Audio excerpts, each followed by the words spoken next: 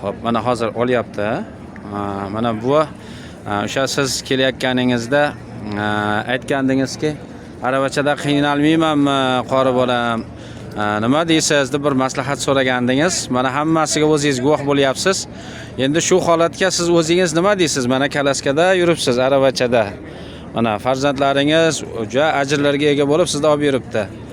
Mana endi o'zingiz aytsangiz, boshqa shu kalaskada yurganlarga yaxshi bo'ladi. Men o'g'limni haqiqatdan haj safariga kelgan edim. Aravachada hech qanday men qiyinchilik sezmadim. Hech qanaqa qiyinchilik bo'lmaydi ekan. Qora akamdan haqiqatdan men maslahat so'raganimda qanday menga gapirib berganda bu gapirib bergan bo'lsa, xuddi shunday bo'lyapti. Hamma yo'l yaxshi. Avtobuslarga chiqish, tushishlarda qiynalmayapsizmi?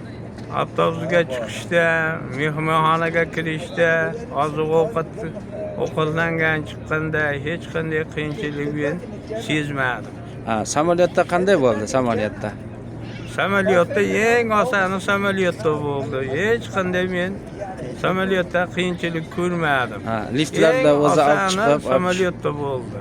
Liftlarda o'zlari olib chiqib, olib tushib, hammalari qarab, kerakli joyga yo'naltirib, hamma yo'lni o'zlari bajarib, o'zlari samolyotga chiqib, o'tkazib qo'ydi. Hech qanday qiyinchilik yo'q. Kelaturganlarga nima deysiz endi? Cho'chishmasa bo'laveradimi axir? Kelaturganlar bemalol kelib haj safarini ziyorat qilib, umra ibodatlarini, yaxshi. Hech qanday qiyinchilik yo'q.